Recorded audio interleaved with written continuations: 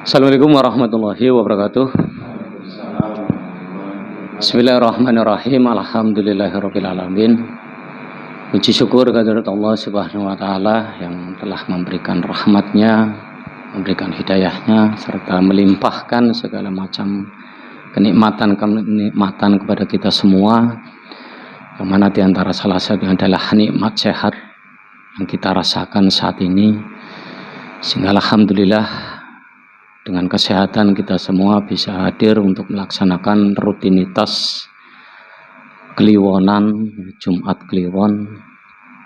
Mudah-mudahan niat kita hadir ke tempat yang mulia ini membawa manfaat yang baik untuk diri, keluarga, serta orang banyak. Amin. Salat serta salam semoga tetap tercurah limpah pada junjungan Nabi kita Muhammad Sallallahu Alaihi Wasallam, sebagaimana beliau telah menuntun umatnya dari zaman kejahiliahan menuju zaman yang baik, zaman yang terang benderang yang kita nikmati saat ini, yakni iman dan Islam.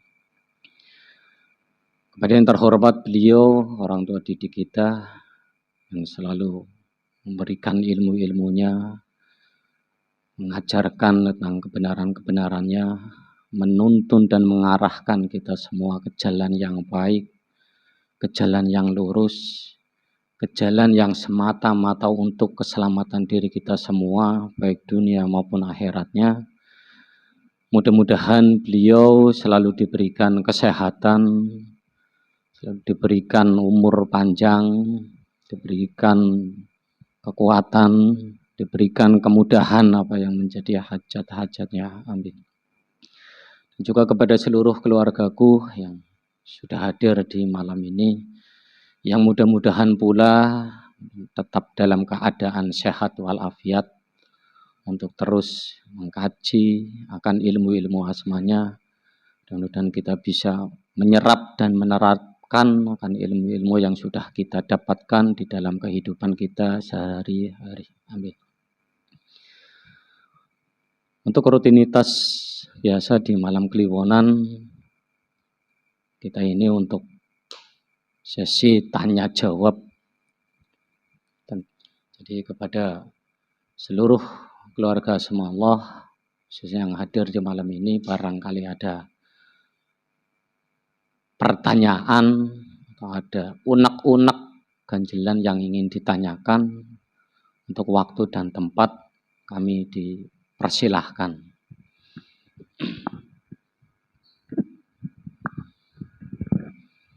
Assalamualaikum warahmatullahi wabarakatuh. Saya mau bertanya pada Bapak Pembina mengenai tentang berkaitan dengan Jumat Kliwon tersebut. Jadi begini Pak, istilahnya dalam orang Islam itu kan setiap hari Jumat Kliwon itu pasti berziarah ke makam. Itu suatu adat atau suatu budaya itu gimana Pak? Terima kasih, itu aja pertanyaannya. Terima kasih atas pertanyaannya. Mungkin pada beliau orang tua didik kita untuk menjawab dari pertanyaan rekan kita. Ya. Assalamualaikum warahmatullahi wabarakatuh. Ya, pertanyaan masalah kalau Jumat Kliwon itu banyak orang-orang ziarah ke kuburannya kalau sore gitu. Itu disebut adat Jawa sebetulnya. Kalau di Islam sendiri itu dari Timur Tengah itu nggak ada, ya kan. Itu jadi adat Jawa terus diperpadukan dengan budaya Islam di situ. Itu aja. Monggo yang lain. Assalamualaikum warahmatullahi wabarakatuh. Mau bertanya Pak tentang bagaimana sih caranya seorang anak itu menyelamatkan orang tuanya ketika orang tua udah meninggal. Apakah dengan sebuah doa itu bisa mengangkat orang tua menjadi selamat Pak? Mohon penjelasannya. Terima kasih. Assalamualaikum warahmatullahi wabarakatuh.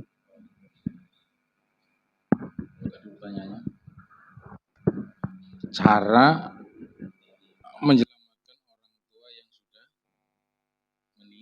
meninggal. Kalau agama itu kan, ajaran agama itu kan mengajarkan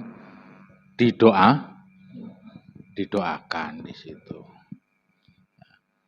Kembali kepada kita sendiri, jaga nama baik orang tua kita dengan perbuatan kita sebagai anak. Tentu perbuatan yang baik.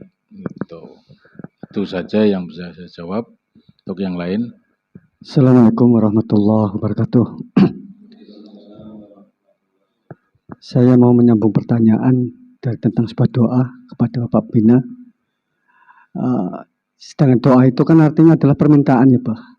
Tapi kembali kok kebanyakan kenapa kok meminta kepada yang sudah meninggal, sedangkan yang sudah meninggal kan itu udah tidak bisa apa-apa gitu.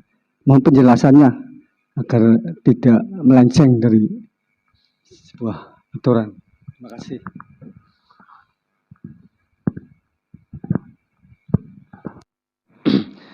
Jadi kayak suatu contoh ketika kita berziarah ke suatu makam lah, kayak makam mungkin sesepuh atau apalah, ketika kita di situ ya memang kebanyakan seolah-olah kita itu memohon pada yang di makam tersebut, mungkin karena makam disebut dikatakan sesepuh atau itu sebenarnya di dalam berdoa atau memohon di suatu tempat yang orang sesepuh itu sendiri, itu sebenarnya bagaimana itu?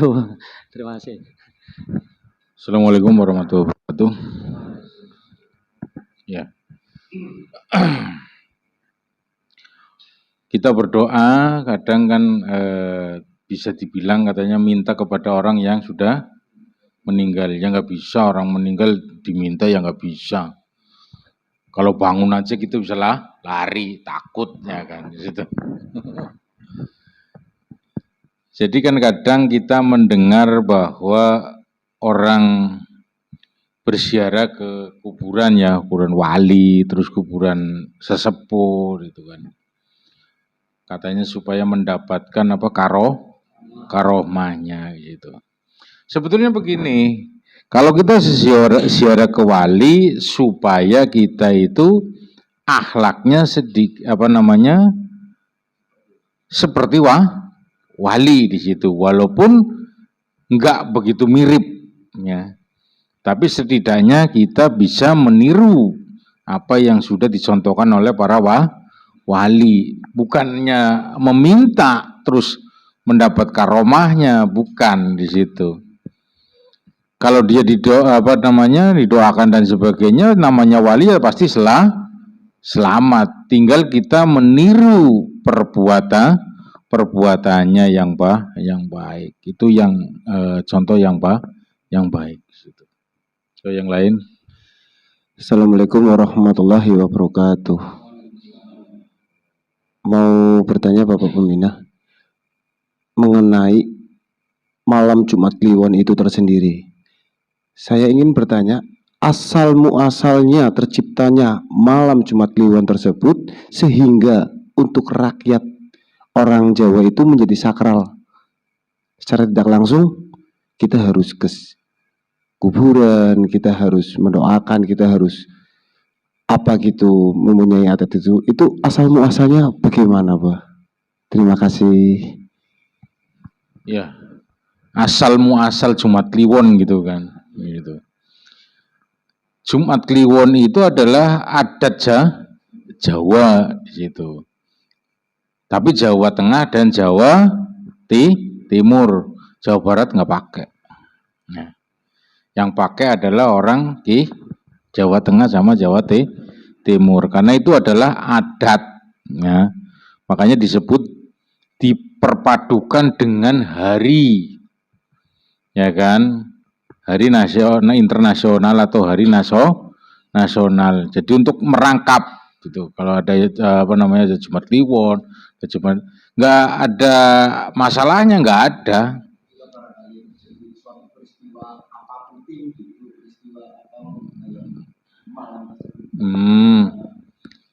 Masalah terjadi peristiwa penting dan sebagainya, setiap hari ya peristiwanya penting betulnya. Adapun yang disakralkan itu kan Jumat Kliwon itu sebelum ada Islam itu untuk ritual oleh orang-orang pinter atau dikatakan orang-orang terdahulu yang suka ritual di situ. Maka dikatakan sakral. Nah, orang-orang kita di zaman sekarang itu hanya menyesuaikan aja sebetulnya. Ikut-ikut aja, menghormati lah intinya. Kalau dalam isinya ya nggak ada yang luar biasa, sama aja lah gitu. Ya itu aja. Assalamualaikum Pak, lanjut pertanyaan Pak. Mohon penjelasannya.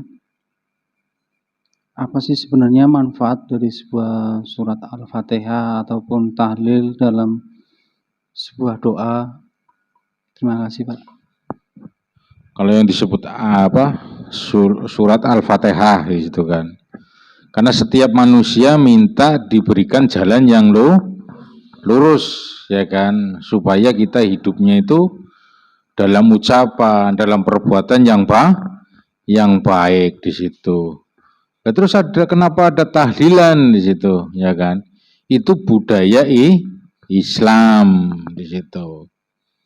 Nah, Islam yang mana? Karena Islam itu ada yang pakai tahlil, ada yang enggak tahlil. Maka disebut budaya. Nah, semuanya baik. Yang pakai tahlil baik, yang enggak pakai tahlil juga baik. Kenapa saya bilang baik? Kalau saling menghormati tapi tidak saling menjatuhkan di situ. Assalamualaikum warahmatullahi wabarakatuh. Mau bertanya lagi pada Pak Mina, ini mengenai orang yang sudah meninggal dunia. Kenapa orang Islam sendiri kan memakai kain kafan ketika sudah meninggal itu? Nah, yang menjadi pertanyaan saya adalah kenapa ikatan kain kafan tersebut itu ada 3, di atas kepala, di perut, terus di kaki. Itu minta penjelasannya. Gitu aja Pak, terima kasih. Ya, kalau orang Islam meninggal itu kan diikat 3 ikatannya, di kepala, di perut, di kaki, ya kan. Itu kan filosofi, ya kan. Ada artinya hidup yang menghidupkan di situ. Ya. Manusia hidup itu karena ada pikir dan akal. Yang menghidupkan itu perut. Makanya orang itu lurut bajane. Pokoknya haram hal di hajar. Itu gara-gara apa? Perut di situ. Nah, yang menghidupkan itu adalah perbuatan, langkah kaki di situ. Nah, tinggal kita memilih yang positif, mau berpikir yang baik, ya kan, atau menggunakan akal yang baik, atau mengkonsumsi makanan yang baik, perbuatan yang baik. Tentu saudara sudah paham yang baik itu yang bagaimana, ya kan, yang nggak baik yang bagaimana. Masa saya harus jelasin satu persatu sih, ya kan. Itu. Assalamualaikum warahmatullahi wabarakatuh. Mau bertanya Pak, terkadang manusia kalau misalkan ada masalah atau minta rezeki itu sering mengadu kepada Allah. Umumnya kan gitu. Nah, yang jadi pertanyaan gini, kita sering mengadu terus menerus. Nah, apakah pengaduan kita bisa dikabulkan atau tidak, Pak? Terima kasih. Assalamualaikum warahmatullahi wabarakatuh. Tentu yang namanya manusia yang beragama itu kan kadang kita punya masalah mengadu kepada Allah, khususnya agama Islam di situ. Mengadu kepada Allah, terus supaya diberi kemudahan dan sebagainya. Ya jelas dikabulkan lah, orang kita dengar, ya kan, masalah kita, yang tahu kita, ya kan, yang mengabulkan, yang memudahkan dan sebagainya, ya kita sebetulnya, ya kan. Masalahnya apa di situ?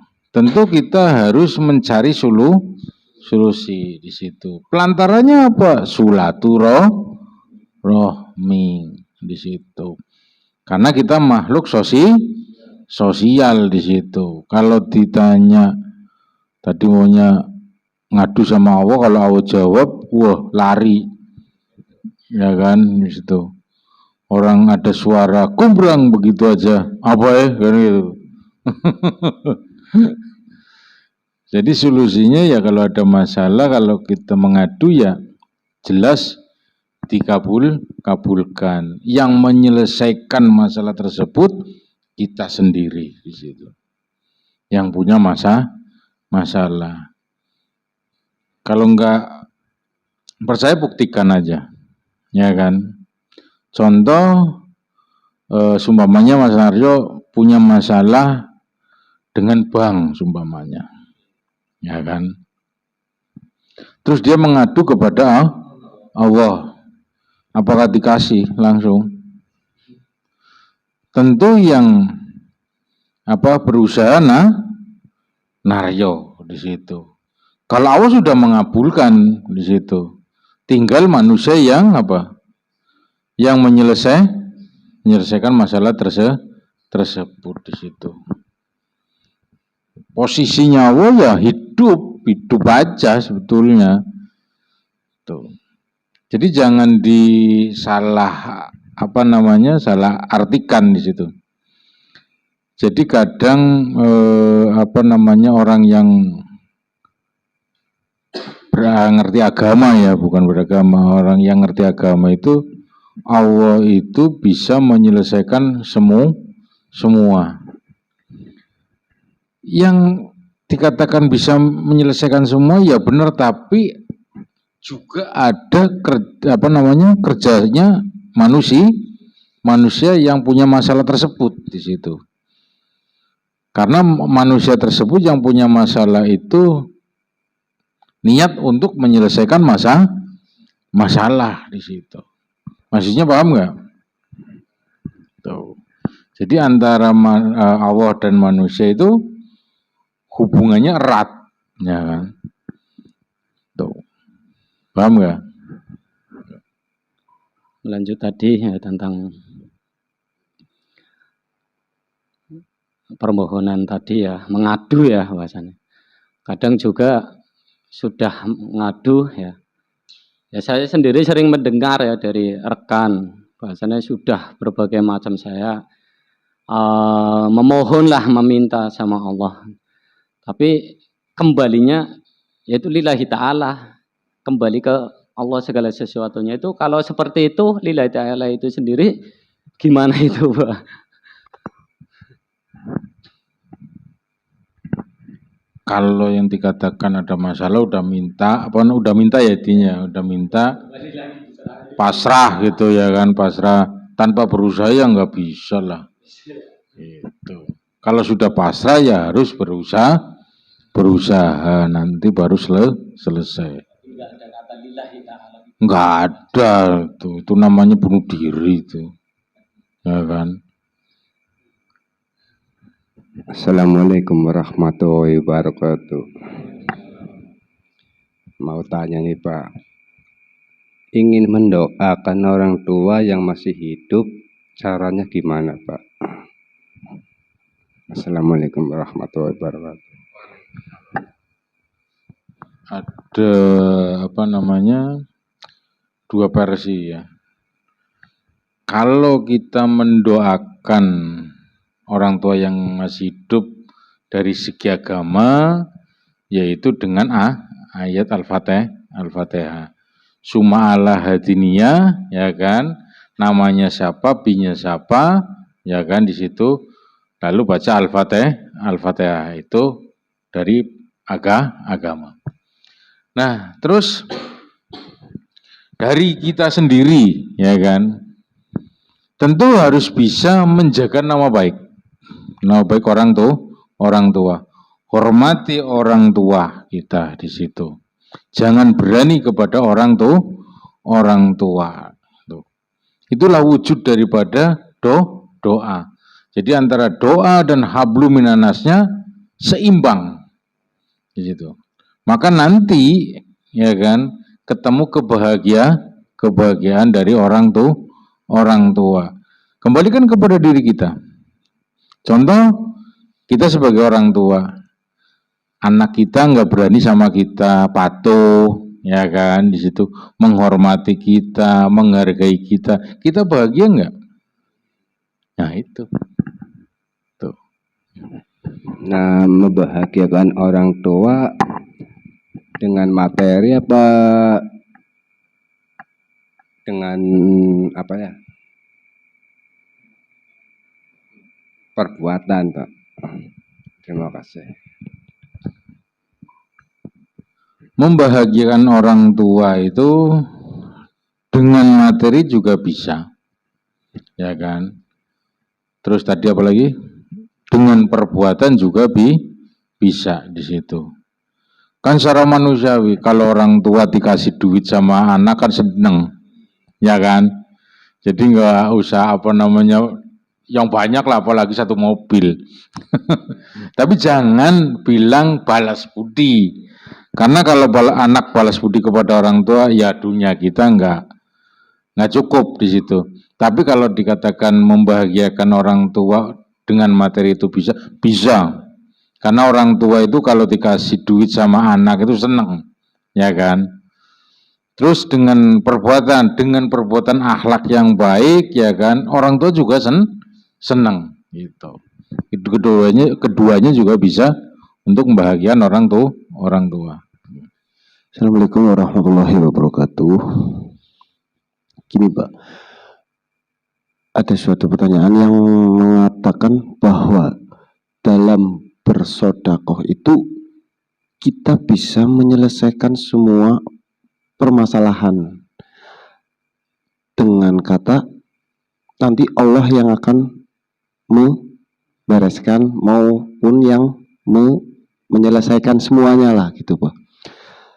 Apakah hal tersebut dalam sodakoh tersebut itu memang benar-benar untuk menyelesaikan seumpama kita punya masalah mengenai apa yang disampaikan tadi Mas Naryo berkaitan dengan bank. Apakah dengan kita bersodakoh tidak membayar bank, kita sodakoh dulu. Dan tanpa disadari itu banknya bisa terlunasi sendiri begitu Pak. Itu gimana Pak? Menurut pandangan apa sendiri? Terima kasih. Pertanyaannya tadi bahwa apabila kita bersodakoh bisa menyelesaikan apa? Masalah. Contohnya kayak tadi masalah bank gitu. Ya kan? Kalau kita bersodakoh masalah hutang sama bank selesai. Ya kalau dibayar. Kalau nggak dibayar ya nggak selesai di situ. Jadi yang dikatakan sodakoh dengan bisa menyelesaikan masalah itu ada jalurnya di situ. Ya kan? Kalau masalah kita dengan orang fakir miskin yang membutuhkan, terus kita ada materinya, ya kita sedekah kepada fakir miskin yang membutuhkan, masalah itu selesai. Gitu. Jadi sedekah itu ada jalurnya, ada jalannya di situ. Jangan diambil gelondongan gitu kan. Jadi kalau sodako urusannya dengan membantu fakir miskin, yatim piatu dan sebagainya, kan itu masalah, ya kan? Nah masalah tersebut kita selesaikan dengan materi. Tapi masalah yang lain yang nggak terselesaikan, karena itu lain, beda jalur gitu. Paham nggak maksudnya? Gitu.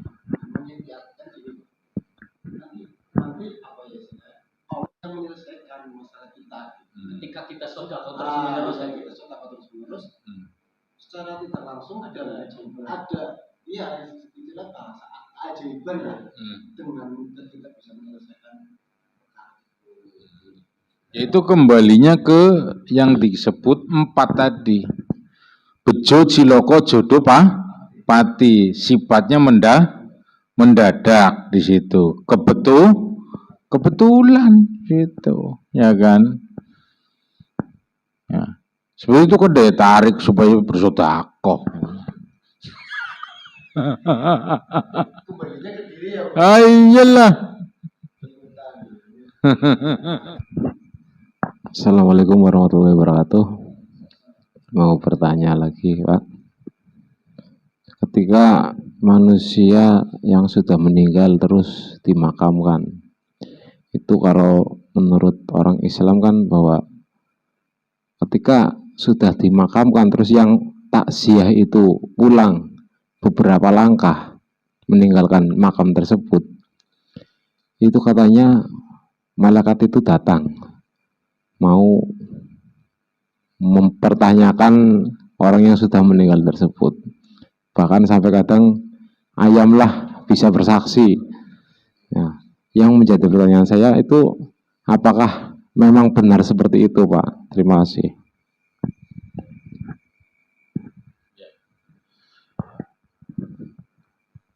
Jadi begini, ya, supaya jangan salah pemahamannya. Itu kan versi dari segi agama atau tafsir dari segi agama itu.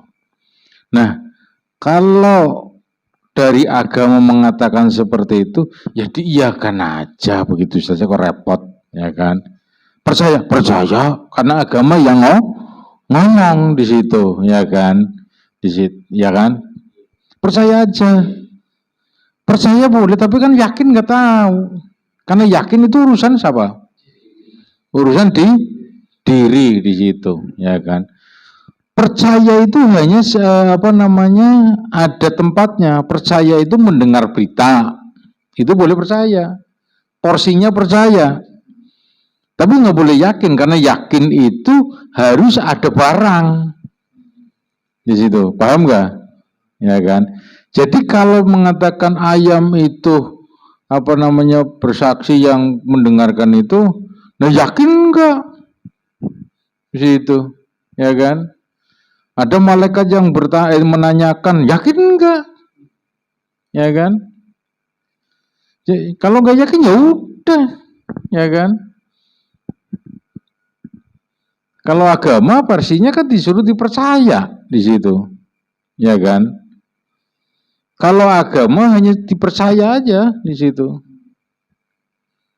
Makanya apa? Percaya enggak sama Allah? Percaya. Sama Islam percaya. Ya udah, kalau udah percaya udah. Ya kan? Selesai kok. Ya kan?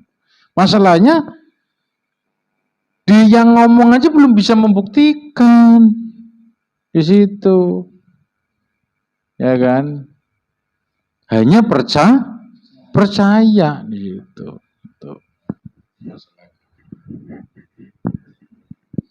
Jadi begini, ya.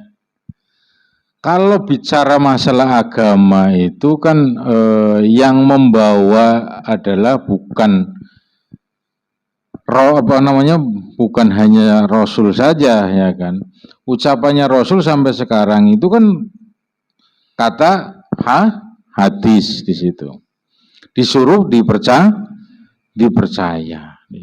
Pembuktiannya ya dengan perbuatan di situ. Nah, apalagi yang dikatakan tadi tentang masalah orang mati tanya malaikat dan sebagainya. Itu enggak ilmiah karena kita enggak bisa melihat, tapi boleh percaya. Percaya kan enggak bayar di situ. Ya kan, contoh orang yang ngomong percaya, ya percaya, selesai kok, ya kan di situ. Karena kalau dikatakan saya nggak percaya itu lain nanti, lain pembicaraannya lain, nanti ke arah mitos di situ. Ya. Nah, kalau agama diturunkan ke muka bumi ini untuk menyadarkan akal manusia, itu sebetulnya kalau akal itu butuh ilmiah, bukti nyata, gitu. Nah, beda. Karena akal itu tempatnya apa? Iman. Tempatnya iman. Nah, contoh kan tadi sudah dijelaskan. Agama mengatakan di sana ada yang orang mati, di sana ditanyain malaikat nggak di situ. Nah, kalau pakai pikir, mumet toh, iya, iya, takonnya apa ora ya? Akhirnya karena pembuktian ilmiahnya nggak ada, ayam belayu di kuburan menina apa? Saksi. Di situ. Nah. Tapi secara ilmiahnya jawab apa? Nggak tahu. Ya memang nggak tahu. Sampai dimanapun nggak tahu. Sisan kiai pur pun bakalan weruh di situ. Ya ora.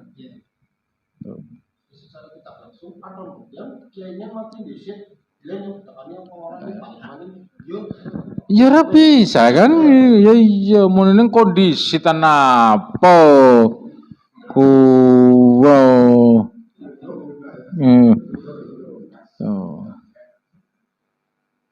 Jadi serbangel. Jadi ada yang kayak kemarin lagi viral apa namanya sesaji ya, nama sesaji dan sebagainya. Orang manusia itu semuanya butuh media kok, ya kan? Media kita mau makan tentu apa? Nah, nasi dikonsumsi itu medianya di situ. Nah, terus media dari segi adat, ya kan, kepercayaan. Ya. Di situ kan ada apa namanya kembang, terus apalagi kopi pahit atau pisang atau apa dan sebagainya. Nah, kalau kita kembali kepada filosofinya itu kan alam. Ya kan? Berdoa ya kan kepada alam, medianya alam di situ, ya kan? Terus apa yang salah? Gak ada yang salah kan, itu adalah adat dan budaya Nusantara yang harus kita hormati. Kembali kepada apa namanya Islam sendiri. Lah, Mekah itu kan media juga. Emang di situ ada Allah kelihatan lagi duduk atau apa? Kan nggak ada. Itu media juga di situ. Orang non-Islam dalam berdoa kepada Sang Pencipta medianya seperti itu, ya kan? Karena seumpamanya orang Hindu medianya Mekah, nyambung apa ora? Ya kan? Ya nggak nyambung lah. Makanya disuruh saling menghargai, itu menghormati, itu budaya kita kok, ya kan? Di situ. Nggak masalah. Iya. Nah, media kita berdoa, ya kan? Mushola masjid itu kan bukan media, itu media, ya kan? Wadah, ya kan? Karena gini ya, orang memperdalam sebuah agama, mempelajari agama itu justru malah akalnya nggak fungsi, nalarnya nggak fungsi, malah menjadi fanatik. Kalau fanatik itu adalah masuknya ke dalam pikir, diande-ande. Maka yang tidak sesuai dianggap salah, tidak sesuai dengan kita itu salah katanya.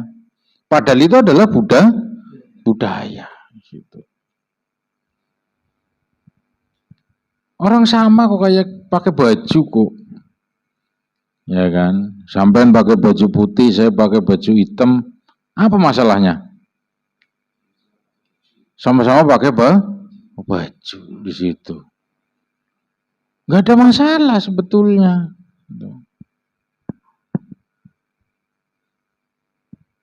Cuman karena agama itu dilarikan ke mitos di situ, ya kan.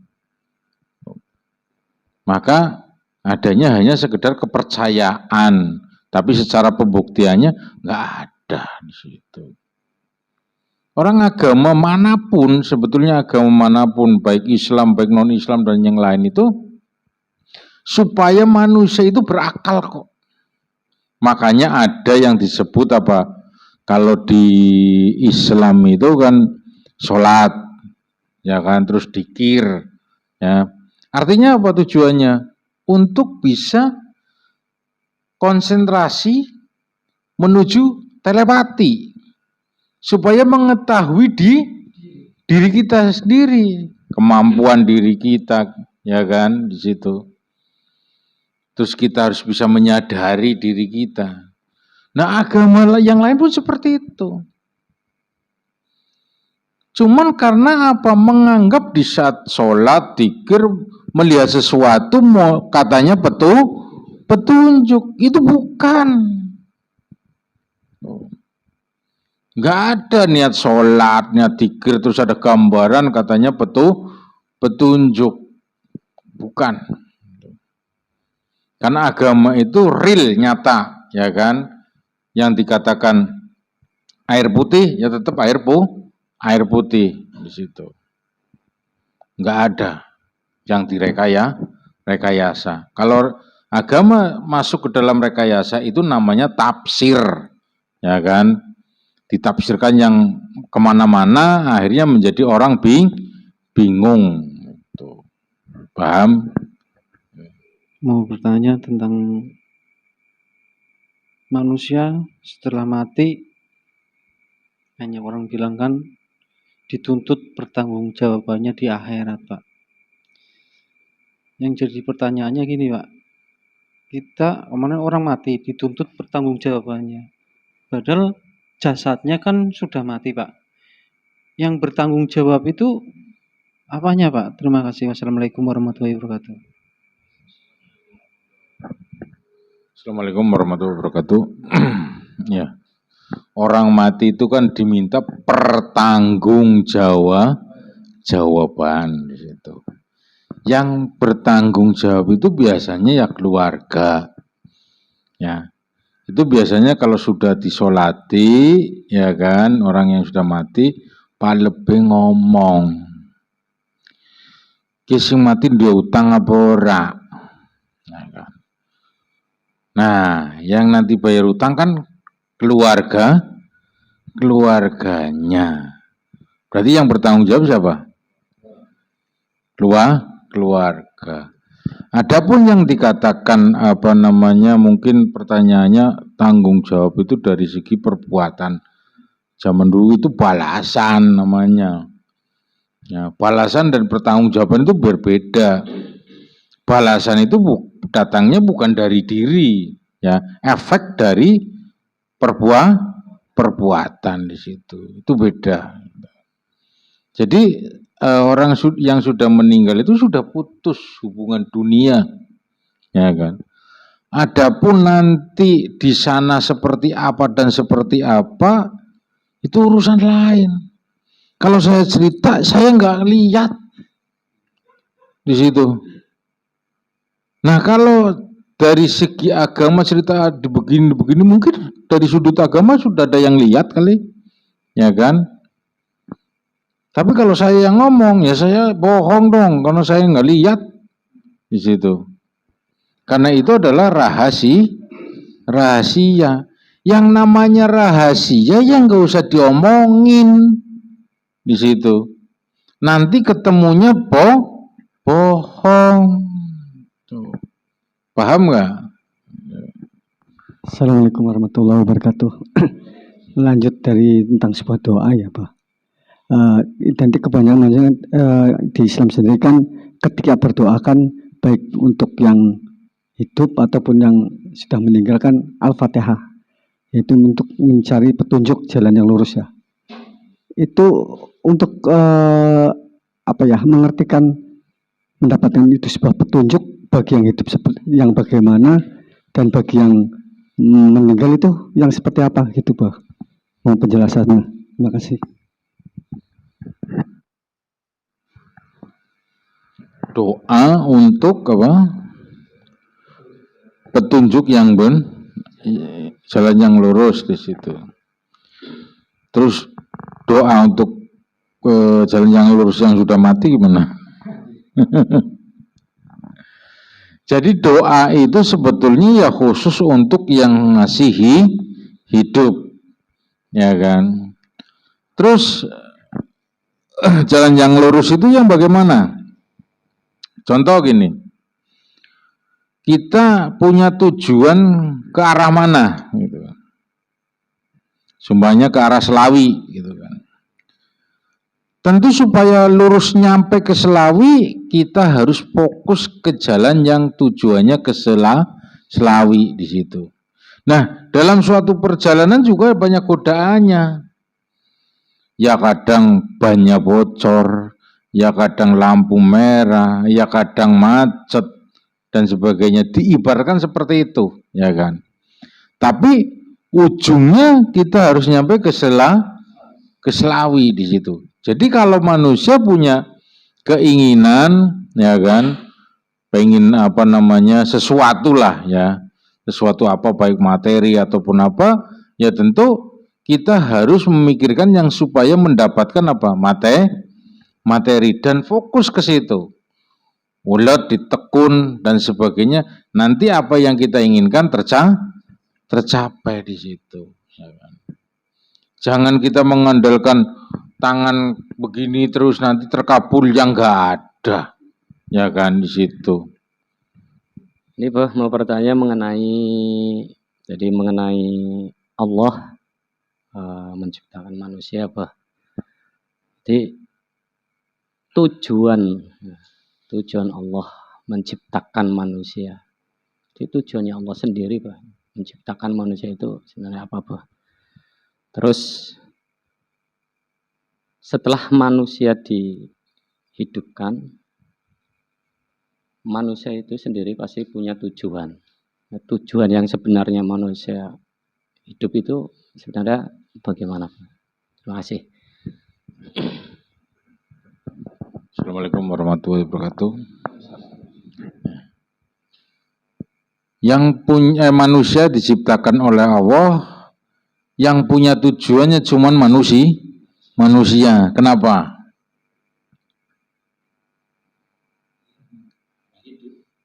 Karena ada akal dan ada keinginan, maka ada tujuan gitu. Kalau yang lain nggak ada tujuannya, hidup ya hidup aja, pokoknya makan tidur, ya kan, selesai di situ. Tapi yang punya tujuan adalah manusia. Makanya manusia diminta pertanggungjawaban karena dia punya tujuan di situ. Makanya kalau dikatakan manusia Allah menciptakan manusia tujuannya apa? Ya sebetulnya yang punya tujuannya manusia, bukan Allah. Allah hanya minta pertanggungjawaban. Gitu. Paham nggak maksudnya? Aku ya. Di ayat kan aku ya, mungkin kata aku sendiri kan mungkin kembali kepada Allah. Bahasanya Allah menciptakan jin dan manusia itu untuk beribadah ya, atau untuk menyembahku. Itu kan berarti kesannya Allah itu menciptakan bahasa dua makhluk tersebut antara jin dan manusia berarti. Tadi kan kategori untuk menyembah ya, untuk beribadah kepadaku. Bukankah itu termasuk tujuan Allah? Udah. Iya, itu aja sih seperti itu.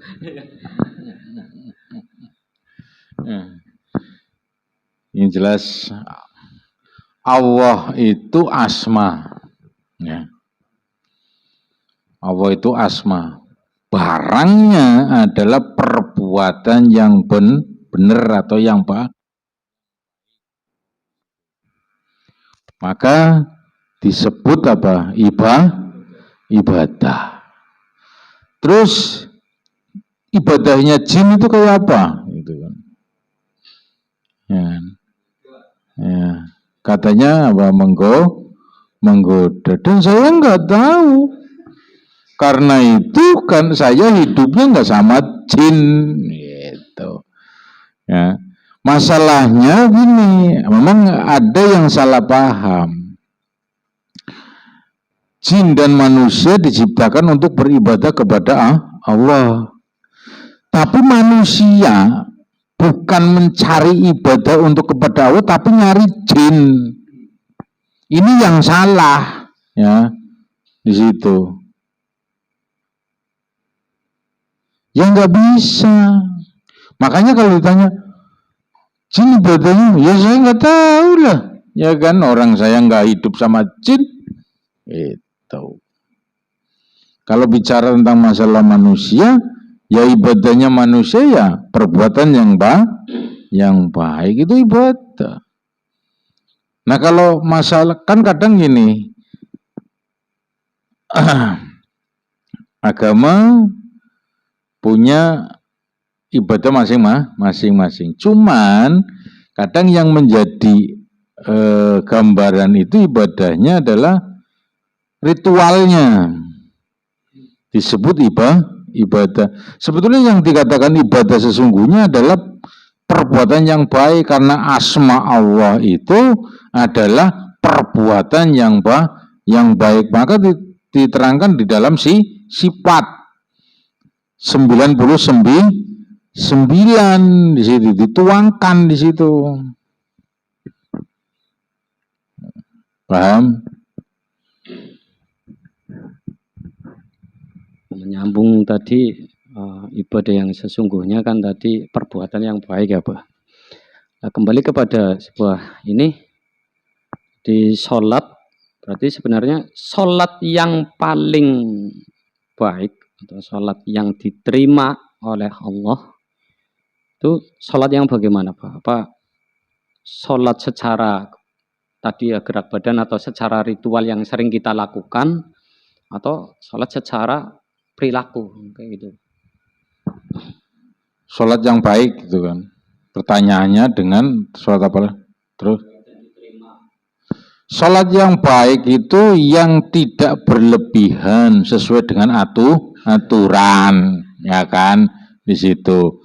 Terus apa yang diterima dan enggaknya, kita niatnya ikhlas enggak, ya kan, gerutu enggak, ya kan. Kalau niat kita ikhlas menjalankan sholat, ya diterima lah, ya kan, karena enggak ada apa namanya gerundelan, atau bahasa Indonesianya apa itu, unek-unek yang ini gampang kan di situ. Ya. Gampang kok sebetulnya. Ya. Terus gini, ada keterangan kemarin saya ngomong bahwa orang-orang di luar, saya ngomong sama Naryo kemarin, yang dari awalnya belajar di sini, terus pada keluar mencari pelajaran ilmu-ilmu yang melihat gambaran, melihat sesuatu, sebagainya. Nah sekarang saya buka itu kan. Lah sumpamanya, ya kan. Sumpamanya dia melihat sesuatu katanya, ya kan. Bisa sesuatu, bisa melihat ini dengan imajinasinya dan sebagainya. Terus buat apa coba? Saya nanya. Apakah dia disuruh beli rokok mau? Apakah di saat kita tidak punya duit dia bisa nganterin duit? Ya kan? Itu sebetulnya kebodohan manusia. Tuh. Sebetulnya begini, di dalam tubuh manusia atau di kepala manusia itu berbagai macam saraf, ya. Termasuk yang membentuk daripada imajinasi. Apa yang kita lihat itu semuanya imajinasi. Karena berawal dari sebuah imajinasi. Keinginan yang berimajinasi. Contoh begini. Saya ingin melihat di pohon itu ada gini, itu kan berawal niatnya imajinasi. Maka munculnya sebuah imajinasi. Ya kan? Dan gak ada manfaatnya sama sekali.